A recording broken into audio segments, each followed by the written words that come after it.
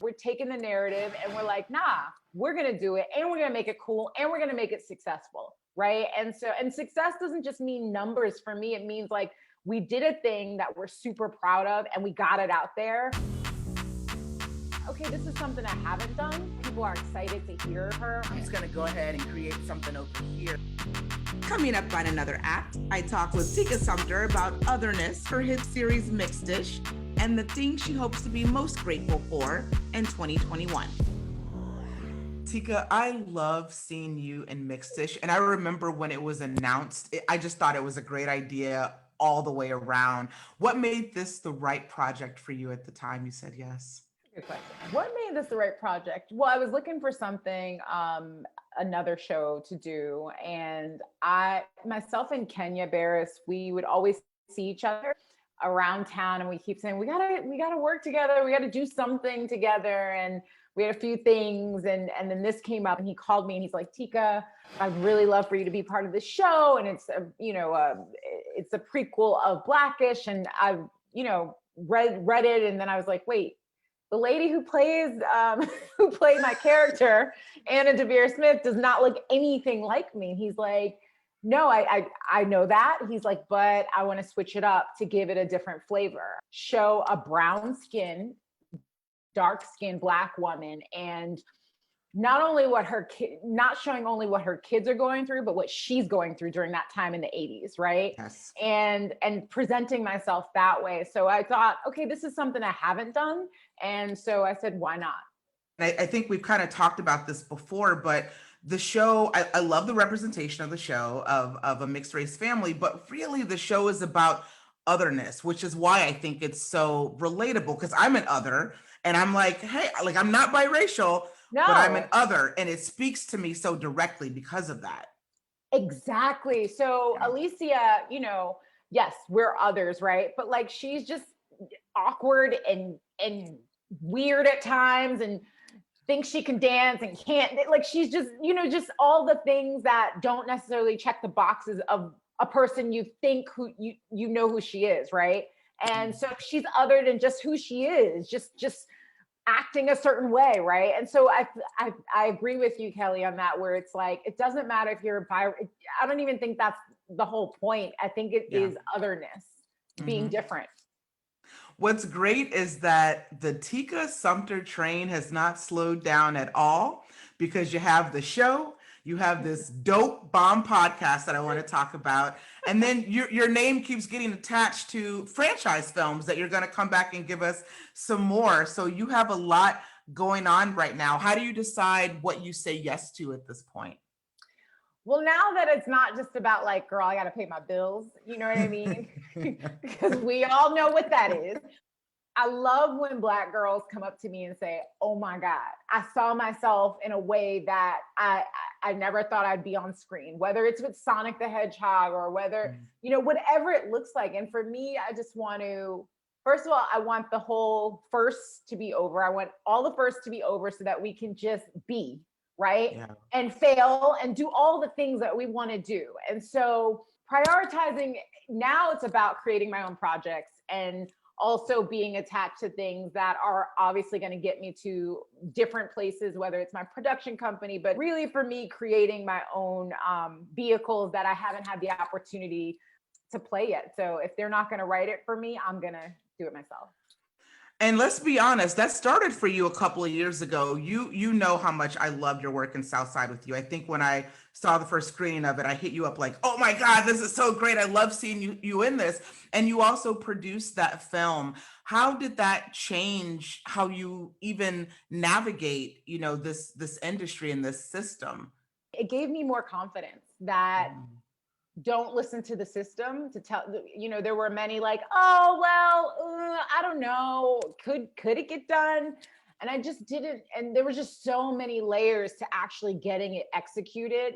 And then actually shooting it. Once we were on set, it was fantastic, but it was getting there. And what I've learned throughout my career is stop listening to the noise.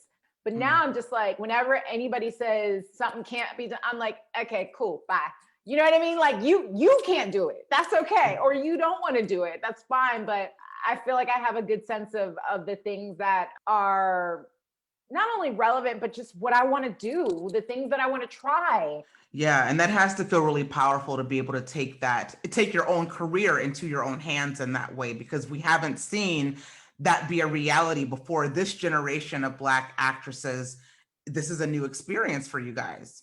Oh my gosh, it feels like we're taking the control back. We're taking the narrative and we're like, nah, we're going to do it and we're going to make it cool and we're going to make it successful. Right. And success doesn't just mean numbers for me. It means like we did a thing that we're super proud of and we got it out there. Now, what the world does with it is their business, but I know that I did this thing, right? I love that you feel like you're being listened to now. At what point did you notice that was happening? Like, at what point in your career would you say, okay, this is when people are inviting me into rooms and they're listening to what I'm saying? I would say probably after I produced Southside, right? Yeah. That something changed within my agency, right? They were like, huh. And then I kept bringing ideas to them and they were like, oh, that's a good idea. We think this could get made.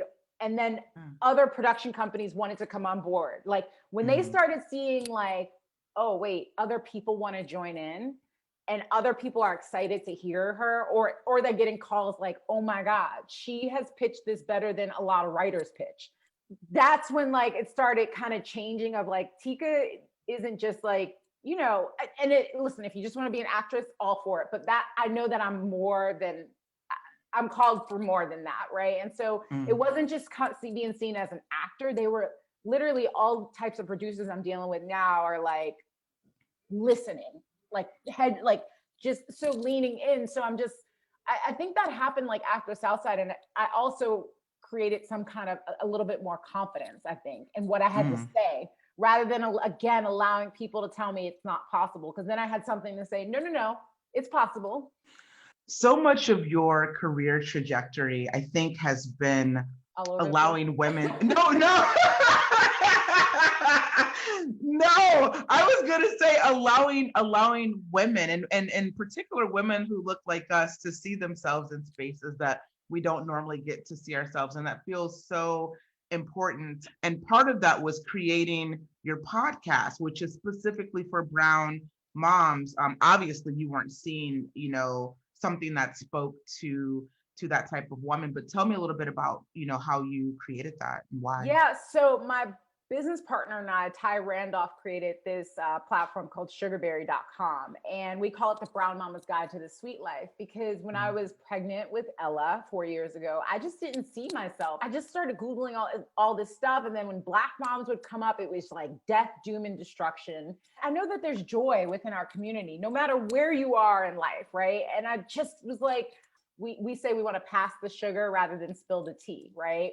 And so we wanted sweetness, and we wanted to make Black women, especially Black mothers or Black people who are looking to become mothers, to feel cared for. So we created this podcast called The Sugar on Stitcher, and it's just about, information. Information is free and it should be for everybody. And we wanted to create a community where they knew, okay, these two Black moms care about us, and, hopefully they're getting as much as we're getting from it. I mean, I feel like it's a therapy session every week. It's a good therapy session too. I'm not even a mom yet, and I love that podcast. You don't need to be. Thank you. You don't need to be. One thing that you did that I loved seeing you do is 2020 was not a great year for so many people, but you made a gratitude list. And I thought that was so great. As you think about all of the things that you want to accomplish in 2021, what's something that you hope to be putting down on that gratitude list for 2021 as this year closes out? 3 of my projects are at the like ready to chomp on the burger part, like ready to go. So I'm excited about that, and to see like stretching myself, right? And what I can do, the things that I haven't had the opportunity to act in, right? And so hopefully all those things will happen. And then continuing my business with Sugarberry and all that stuff growing, but also travel. I really want to go to Europe. I just want to I want to go hike somewhere, but like with a group of women, and just like gratitude into like the trees, just gratitude Yes. for earth and fresh air. So I just want to go on like a big hike, and then I want to just like travel through Italy and just drink wine and eat cheese. Am I invited on this trip? Sure, Kelley, come on in. Come with us. I'm totally kidding, but that sounds amazing. No, I literally want to do that. I just want to like meet people. I want to like touch things. I want to feel, I just want to be part of the thread of life. I really do. And I want to meet new people, and I just want to learn. And so I want to travel, and that's kind of what I want to do. Kind of those 3 acts. All right. Well, we put it out there now, so it's going to happen. Yes. Tika, it is always great checking in with you. Thank you so much for doing this. I appreciate you. You're amazing.